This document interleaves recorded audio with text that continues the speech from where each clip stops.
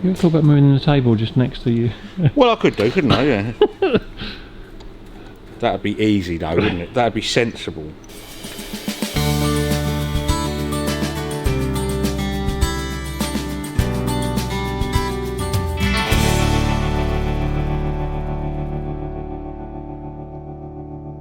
We got all the main shaft working properly, that was all shimmed up nicely, but when we put the counter shaft in, it was too tight. Yeah. So it's a combination of the bush in the back here, which I took out again and made sure it was seated properly, which it is. So what it is, the cluster, the counter shaft cluster was hitting on their side of the thrust face, on the clutch side. See that shiny part there, that's where it runs. So basically it was pushing hard against that. So it's a combination of that bush being new, the bush where the Kickstarter shaft comes through being new. It was all too tight. Yeah. So I've set it all up in the milling machine, just faced off the bush on the outside of that, because all your spacings that are in the counter shaft are all correct shimming. So it's either that bush in there is made slightly wrong. It's a combination of both. We're only talking like a couple of thou, but yeah, it's got to be right, you know. And hence you couldn't turn the gearbox. So now I've machined all that up, so now we can start assembling properly. So we put the counter shaft in first. That only goes one way again. Okay, so we want oil now. Give her a nice lube up. And you have to make sure that that spring is in the end. That little spring, otherwise the kickstart it just doesn't work. It holds the shaft back out as opposed to the other spring which holds it in. And you've got to wheel him in the hole there, making sure that the teeth mesh on there. Right, so he's in. Then you want to put your main shaft cluster in. So we make sure you've got your spacer on and your thrust washer on the outside edge, yeah? Okay. We'll give that an oil up.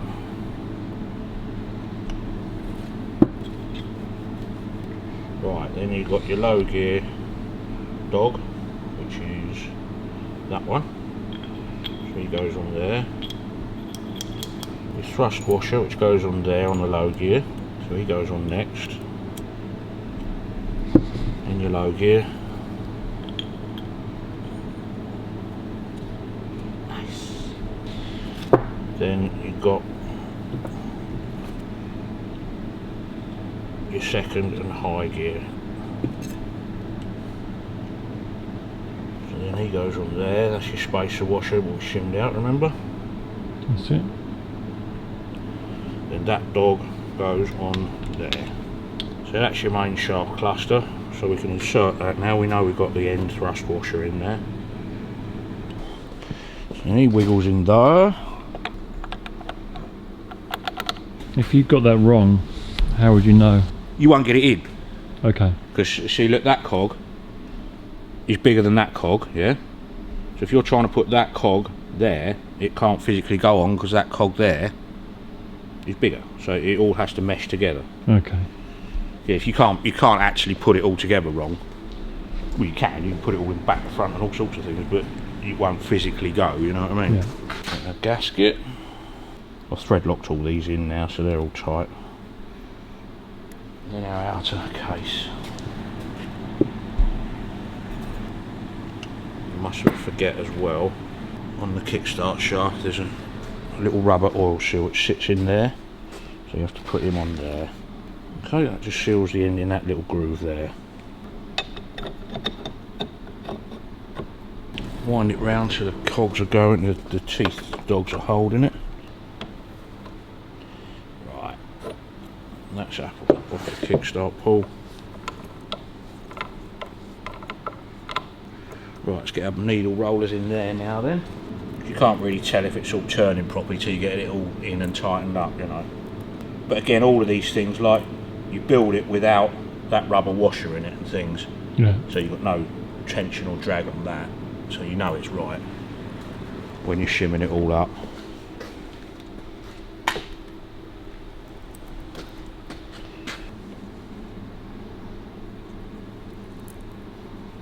So you use oil rather than grease on these? Yeah, because it's not coming apart again. There's an oil seal in the actual drive cog. There's an oil seal that sits on there, You only really use the grease to hold things if they're all going to fall apart, you know. Oh, okay, yeah. Right, that's that. And what are you constantly looking for? Just freedom of movement? Yeah, just tightness on any of it.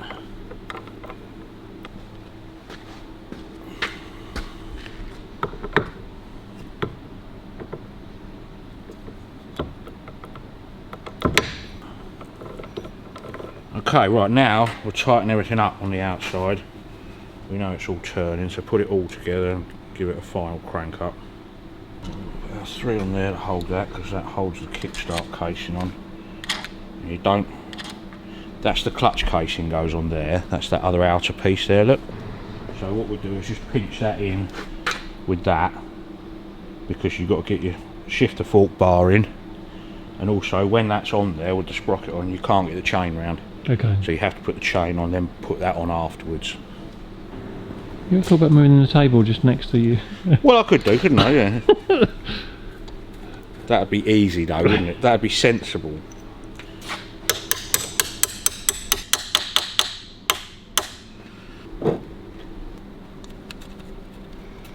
Again, they're not like horrendously tight, you just got to do it all fairly evenly, you know.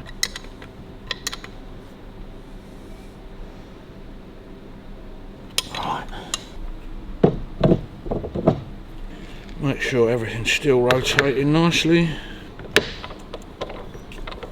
Yeah, that's nice. Okay.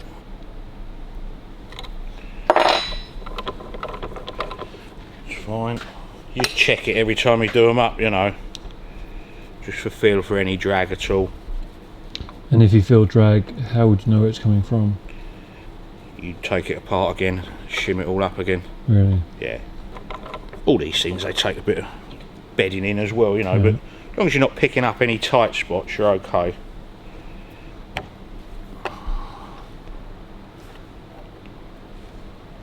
Right. That's fine, nice and smooth. Make sure the main shaft runs true in neutral. Yep, that's all good. Right, so the next bit, which we never got to last time, is your shifter forks. They're held on by a bar. Now this one, the low gear shifter fork, I didn't have to do any adjustments to it. That's always been good. So that sits down in your slot there. That's your low gear there. So that just slides into the dogs there, yeah? Yeah. So that is your fork, that goes in there. Okay, so he's sitting nicely, and then that goes in there. Right, and I'll just mock this one up and we'll show you how to work, because I've got to put a bit of wire in that and put the lock tabs over. That's your second and third gear. That you've got to locate in the hole. Right, and what you're looking at, right, that's in neutral, it's not turning any gears, yeah? Okay. So your main shaft, you can just wheel your bike around. Chains turning, the sprockets, not an issue, yeah? And you've got to shift the barrel. These can be very fiddly. See that tooth there, it's just got a chamfer on the end. Now that lines up, I've marked it, see that green mark there? If you look on the other side of that, if you can get round there, there's a little tiny number 3 written. Right, the R is if you're building a gearbox with reverse in it, for a Cervicar say. And the 3 is for your standard 3-speed box. So when you're setting it up, that chamfer there, if you're doing a 3-speed box, you line it up with the number 3. I'm not sure if the changer barrels are different, I'm not 100% sure, but if you're doing it on a reverse one, then you line it up with the R on there. So you've got a bit cut out there, look. Yeah. Which allows you to drop that down over that. Then you find your chamfer. Where's it gone? There it is. Okay. I've got to take this out again, I'm just showing you how to roughly do it, yeah? So you know our chamfer's somewhere in the ballpark there. If you know your main shaft is in neutral, yeah, because it's turning. Yeah. And there your fingers there, your sliders, yeah? Okay, right, now you've got to get this. There's your chamfer there, and you've got to line it up with that green mark there. So that goes around there. I'm on that tooth there, so when that rolls in, that'll be on the chamfer. Then you have another shaft goes through there and holds all that in, yeah? So you know you're in neutral there. But what you have to do then is once all this is put in tight and locked in, yeah, you then have to measure the offset on your fingers. Okay, and that gives you your neutral, positive neutral setting. So I didn't have to adjust this one, the low gear, I only had to adjust the top gear one, second and top. That's done by plus or minusing. See those little shims there? They're 7, you get them in 7th thou or 14th thou size. Okay. Which is stupid really, you can just put 2 1 or 2, yeah. So basically you set it all up so you know your measurements are correct in there. You've got all the settings in the book, and then you know that's perfect neutral. Okay. But you have to, they can't just say put 4 shims on there, because your shimming on your main shaft and your end plate shimming might be different from a standard bike when it comes out the factory. So you have to adjust those to your shimming in your intermediate gears and your end float. Okay. So you've got a lock tab on there, you just want to bend him over so that doesn't come undone. Now this one, a little bit of wire's gone, so we've got to put a new bit of wire in it, just to stop the roller fork coming out. Right, you've got to try and hold it and tap that over, because it has to be out of the way of the roller. Right, that's out of the way of the roller, and that can't come off of there then, you see. So they can be fitted now. Making sure you're getting that hole down there properly, nice and square. Right, that's that. Right, that's home, and then when your outer casing goes on, your clutch casing, it holds that in. Right, so now it should all be rotating freely. Neutral, should we give it a good glug of oil in there now, get that going all round it. Don't do it any harm. All over the teeth, everywhere.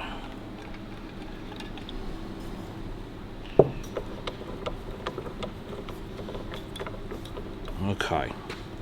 Right, now we can put our shifter barrel in properly. So again, you've got your slot there, line up in there. Right, there's our chamfer. Number 3 is that one. Next one round. Right, that's in. Okay, wedge that in there to stop it moving, and that's your bar that goes in.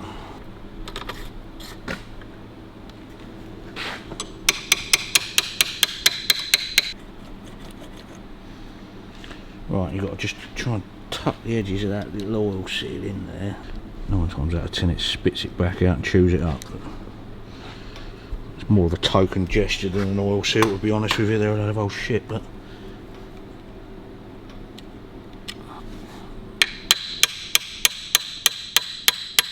that's got it. Those back on, make sure it's tight. Right, it's got no bites, that's in neutral there, so you know you're definitely in gear when you put your what you call an indent ball in. You see those dents in there? Yeah? That sits in there through that hole.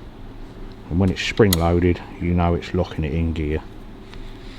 It's quite a common thing when these break and the gears are just jumping out and flying all over the place. I'll leave that fairly loose for the moment. Right, so engine rotates that way. That's first gear. See how smoothly that went in? Yeah. So you come back another way. That's neutral. Sweet as a nut. Second gear. Sweet as a nut.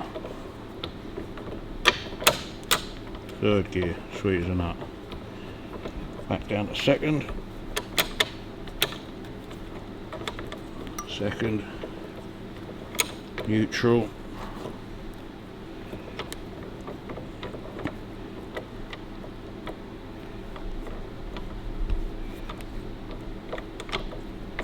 It's just, what you've got to remember is the gearbox is spinning at a much greater rate than you're turning it by hand. Oh, cool, yeah. So it all just locked, there you go, that's locked in there. So that's all good. Next thing to check's a kickstart. What would be usual things that you would find that if it didn't get into gear properly?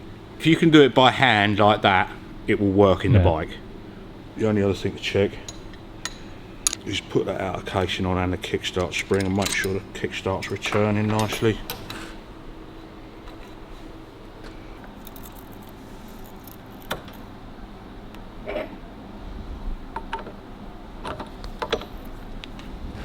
Right, so your stop would be there, so it's got plenty of spring on that, that's fine. Run it off the end. Yep, that's all good. So what are you looking for there, just for the kickstart to Just return? make sure it all returns, it's all free enough. You know, I mean, I've built quite a few of these, and that's... You can have them a lot looser than this is, but it's quite nice being tight, so... See that? Just by kicking it over a few times has freed it up more. It just all got to settle down, you know, bed in and stuff. Drive cog goes on there. Oil seal on the inside, obviously seals on that, yeah? Okay. Now that all looks nice and simple, doesn't it? Yeah. And then you've got to put 2 wood rough keys in there, which are a bastard. They're the wrong shape, they don't fit, and they're Harley Davidson crap. But apart from that, they're all good. Now I've said all that, it'll probably go straight in there, the bastard. That's why you said it, though, isn't it? What you've got to be careful of is it doesn't push them out the other end. Is there a knack to it? No. No, well I haven't found one. So you want to line them up roughly straight upright. Show us the other wood rough key then. So what part's going in where? Right, well you can't just have a drive, you know, you've got the weight of the bike you're pushing along, so those 2 there, sit in those 2 there, opposite grooves, yeah? Oh, okay. So when you do that up, you've got a positive drive system, you know. But what they normally do is just push themselves straight out the bottom. Right.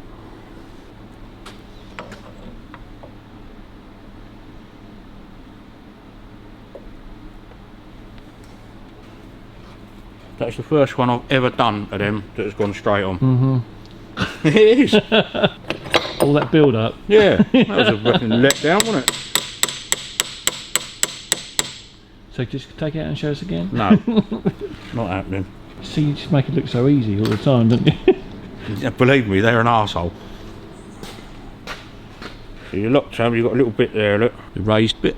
Yeah. So that goes in one of your slots. Yeah.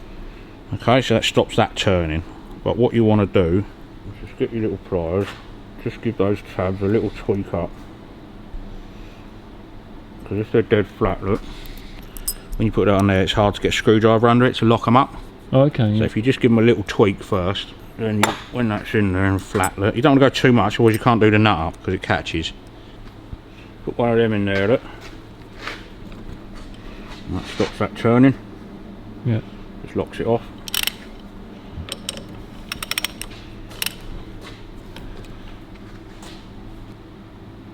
Right, that's tight enough. Right, now we'll go back to making sure everything turns again. Yeah. Because you've nipped that up on the end shaft. It's running true, that's nice and loose.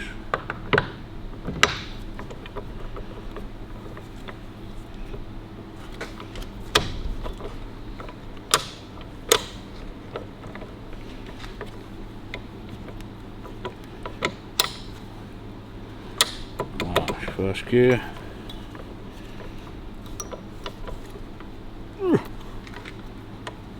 Alright, neutral, second, third, second, neutral. That's fine. Right, so then we bash our lock tab over.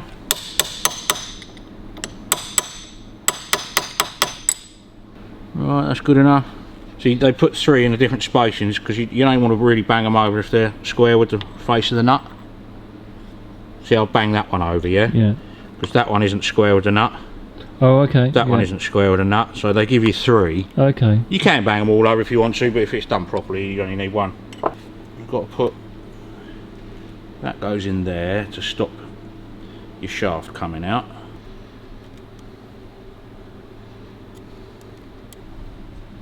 Right, that's alright, that leaves us enough depth to get an Allen key in it when it's ground off. We can put the clutch bushing in the other end, the clutch push rod bush. We can put the top cover on, but you want to leave that off, because otherwise you can't get the chain on. You can, if you put a bit of wire on the end of the chain and manage to feed it round that casing when it's in there, because if you hook the chain on there, which is normal, yeah, hook the chain on there, put it in first gear, turn the engine, and it will drag it round, but all it does is get jammed up on the inside. You can't pull it round, so it's easier just to leave it off and do it at a later date. Yeah. Everybody needs books.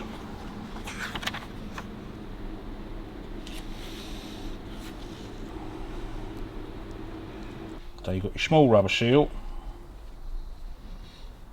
and that tapered bit obviously goes in there, doesn't it? Right, that's tapered face down. Tapered face down. Rubber seal, retaining clip spring, a steel washer, got a rubber seal, that goes in there. Steel guide, that goes in there. And we've got a lock ring.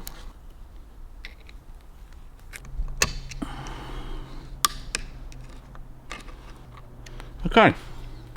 Make sure the clutch rod goes through.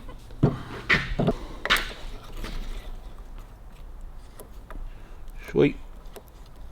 Okay, that's all good, mate.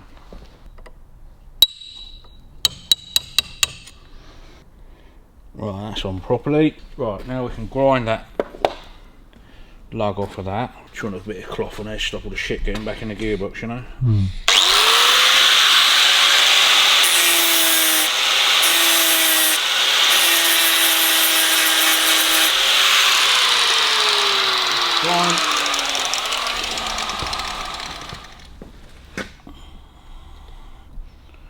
Right, when you do these, there's a little, see that little hole there? It's only a tiny little hole, but you want to make sure that's clear, because obviously all that's whizzing around at 1,000,000 miles an hour, it gives it a bit of pressure, there's oil going everywhere, it builds up and that just lets any pressure come out. Oh, okay. That's all it is.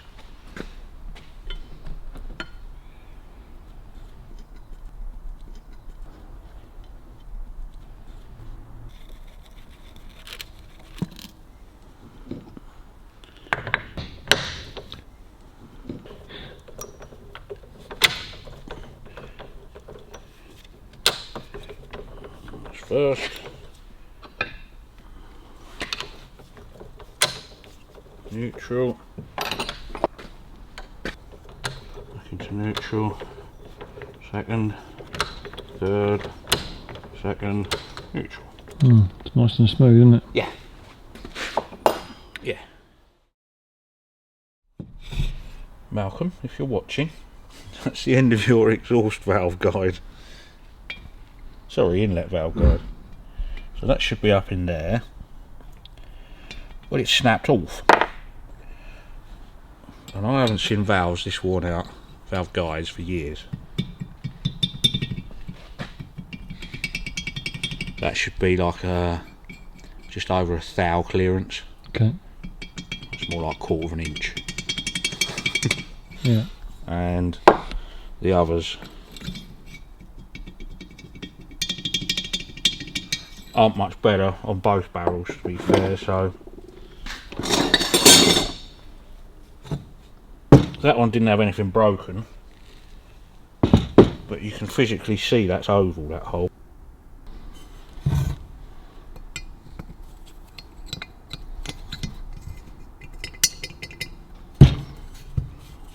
That should be a nice tight fit. So all that means is you're getting no performance. You can see all the shit blowing by on the valves. So basically, it's the exhaust gases are leaking straight down the inlet valve ports, and just it will never ever run properly like that because it's just too much slack in there. So hopefully when he gets it back, it might go a little bit better. Should do. Yeah. And you can get it in and out of gear and all sorts of weird shit. Luxuries. Luxuries like that, yeah. Next week on the workshop. The windows, setting them up is very time consuming. Getting them, you can sling anything together, but if you want it right and all the gaps right and everything, you've got to sit there and just take your time and do it properly. Like the wiring, I probably could have got it going, but the way it was trapped all underneath the dash and all that, it would have burnt. So you got to start again, realistically.